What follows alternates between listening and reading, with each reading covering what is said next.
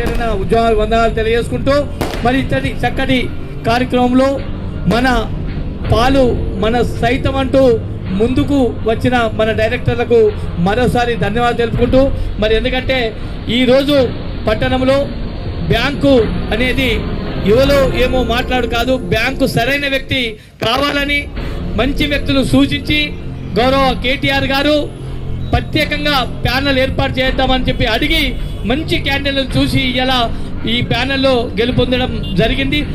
పద్ధతి తీసుకున్న ప్రతి ఒక్కరికి ధన్యవాదాలు తెలుపుకుంటూ పార్టీ పక్షాన గౌరవ మన శాసనసభ్యుల పక్షాన మరి ఖాతాదారులకు మరోసారి నమస్కారం తెలియజేసుకుంటూ పెద్దలు మన అన్న రాష్ట్ర నాయకులు ప్రవీణ్ అన్న మాట్లాడవచ్చని కోరుకుంటున్నాం.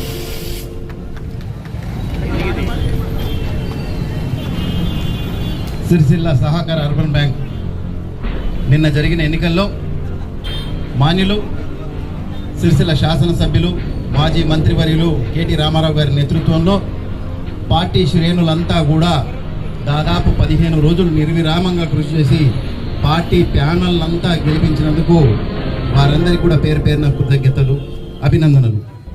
అదేవిధంగా రాజకీయాలు ఎప్పుడు నడుస్తూనే ఉంటాయి, కానీ బ్యాంక్ అనేది ఆర్థిక లావాదేవీలతో కూడింది. దాదాపు మన సిరిసిల్ల సహకార అర్బన్ బ్యాంక్ స్థాపించి 41 సంవత్సరం పూర్తయింది. మరి ఈనాటికి కూడా బ్యాంకు లాభాల బాటలో నడుస్తూ ఖాతాదారులకు వాటాదారులకు మెరుగైన సేవలు అందిస్తుంది. మరి ఈనాడు టీఆర్ఎస్ పార్టీకి అద్భుతమైనటువంటి మెజారిటీ కట్టబెట్టిన బ్యాంక్ వాటాదారులందరికీ కూడా నేను ప్రత్యేకంగా కృతజ్ఞతలు తెలుపుతున్నాను. అదేవిధంగా ఈ గెలుపుకు సహకరించిన పట్టణ ప్రజలకు, బ్యాంక్ అభిమానులకు కృతజ్ఞతలు తెలియజేస్తున్నాను. మరి ఈనాడు 100 కోట్ల బ్యాంకును పెద్దలు ఈనాడు అధ్యక్షులుగా ఎన్నిక అయినటువంటి రాపేల లక్ష్మీనారాయణ గారు, అదేవిధంగా సోదరులు ఉపాధ్యక్షులుగా ఎన్నిక అడ్డగట్ల మురళి గారు, మరి వారి పాలకవర్గం మరింత అభివృద్ధిలోకి తీసుకురావాలని, ఖాతాదారులకు మెరుగైన సేవలు అందించే విధంగా ఆలోచించాలని, ఎందుకంటే మారుతున్న కాలాన్ని బట్టి పథకాలు మనం అప్పులిచ్చే విధానాన్ని కూడా మార్చాలని, తద్వారా వీరి సేవలు ప్రజలకు మెరుగైనట్టుగా ఉండాలి, మరింత చేరువ కావాలి. ఎందుకంటే చిన్న తరగతి మధ్య తరగతి ప్రజలకు అప్పులు ఇవ్వడానికే మన అర్బన్ బ్యాంక్ స్థాపించబడింది. మరి వారందరి బాగోగులను కూడా దృష్టిలో పెట్టుకుని వారి కొరకు ప్రత్యేకమైన పథకాలు రచించండి. అదేవిధంగా బ్యాంకు డిపాజిట్లు కూడా ఇవాళ దాదాపు 95 కోట్లు ఉన్నాయి.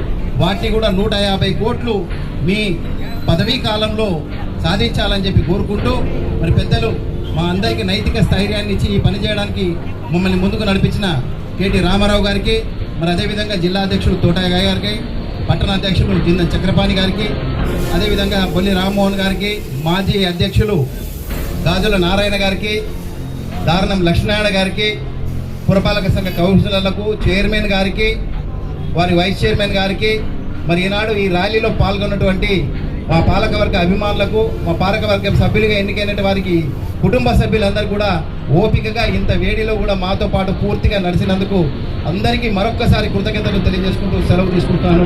జై తెలంగాణ.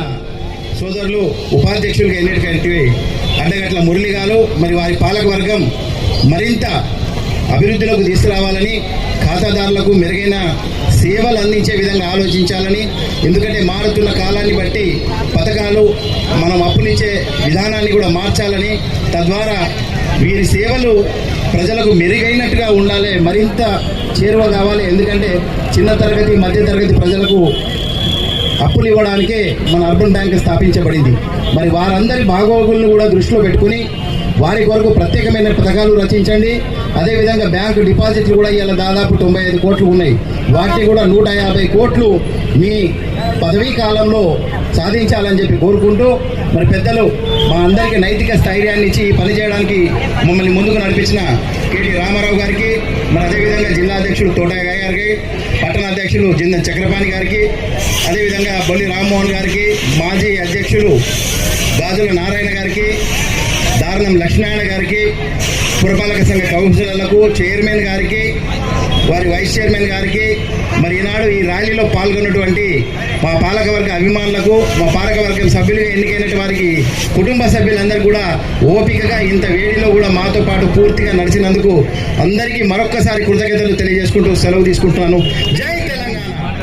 తదనంతరం మన నేతన్న విగ్రహానికి పూలమాల వేసే కార్యక్రమం ఉంటుంది.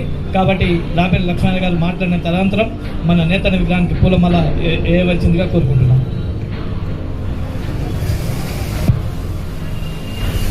సిరిసిల్ల కోఆపరేటివ్ అర్బన్ బ్యాంక్ ఎన్నికల్లో బీఆర్ఎస్ పార్టీ నుండి ప్యానల్గా ఏర్పడి మేమంతా 12 మందిని కూడా ప్యానల్లో పోటీ చేసి ఈరోజు 10 మందిని గెలుపొంది మీ ముందుకు వస్తూ ఉన్నాం. అయితే ఈ కార్యక్రమంలో పాల్గొన్నటువంటి పట్టణ అధ్యక్షులు జిందన్ చక్రపాణి గారికి,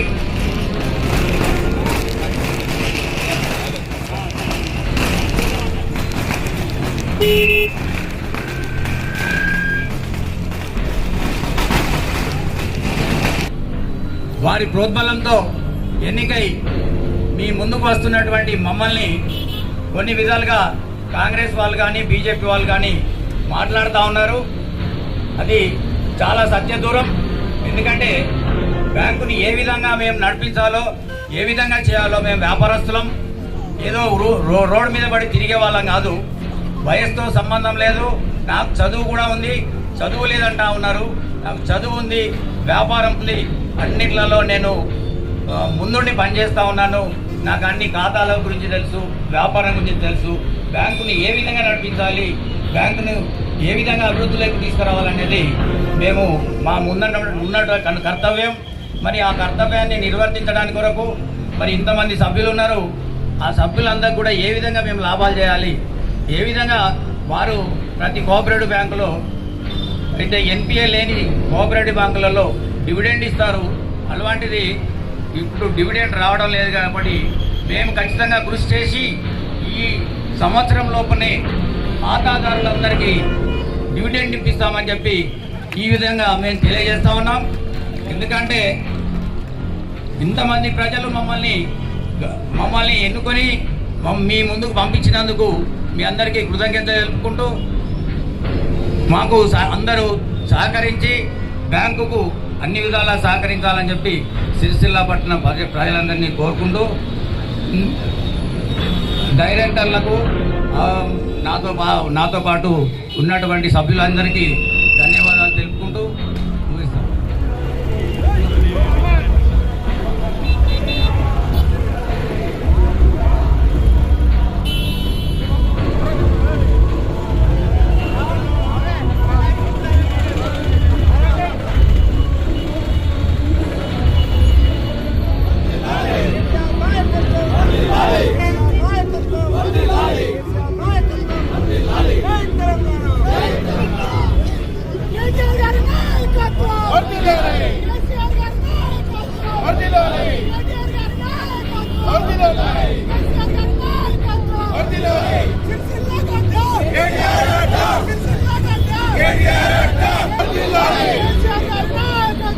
Ardilari!